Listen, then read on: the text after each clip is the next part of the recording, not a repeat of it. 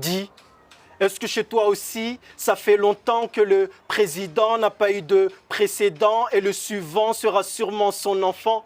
Est-ce qu'il a porté le masque de la démocratie pour arriver à son poste de dictateur? Aux élections, il est venu demander votre voix et une fois élu, il vous ferme vos gueules. Est-ce que tu vis constamment dans la terreur? Est-ce que chez toi, réussir sa vie, c'est juste se tirer ailleurs?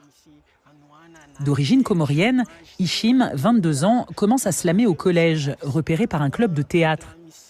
En 2019, il arrive à Madagascar pour ses études supérieures. En quelques années, il apprend à slammer en malgache et gagne le championnat national. Un titre qui lui permet de représenter Madagascar à la Coupe du monde de slam à Paris en 2023, où il se hisse en demi-finale. Slameur polyglotte, c'est dans la langue de Molière qu'il a appris à ciseler sa plume. C'est une langue qui offre plusieurs possibilités, notamment avec les figures de rhétorique que ça offre. Moi, j'écris pour capturer des moments, des émotions, et c'est comme si je faisais de la peinture, mais avec des poèmes. Inspiré par le franco-rwandais Gaël Faye, Hichim envisage d'étendre son art à la chanson et au roman. Sa première pièce de théâtre, intitulée Chaise vide 19, a été sélectionné au Festival du marché des arts du spectacle d'Abidjan, où il performera en avril. Ce qui l'anime, utiliser son talent pour porter des causes. J'aime bien aussi que ma plume serve à quelque chose, à dénoncer, à parler pour ceux qui n'ont pas cette voix de pouvoir dire les choses tout haut.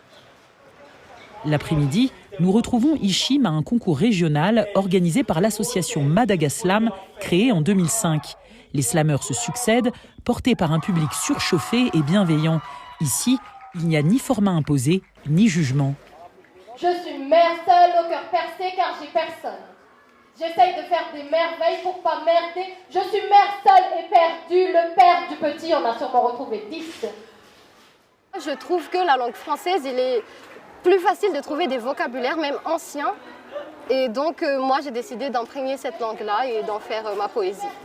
J'écris surtout sur les femmes. Parce que quand j'étais petite, j'ai été soumise à du harcèlement, etc. Et là, c'est vraiment une expérience personnelle. Et je tenais à soutenir toutes ces femmes seules qui jouent le rôle de mère et père à la fois.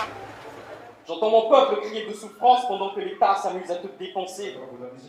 Tous disent trouver un exutoire et une libération par le slam dans un pays où les espaces d'expression sont rares.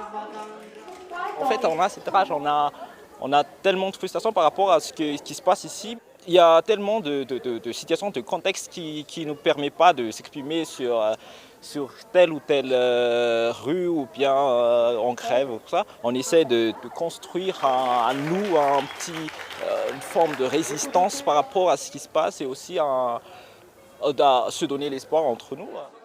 Un lieu d'espoir et de résistance où ils se réapproprient le pouvoir par les mots.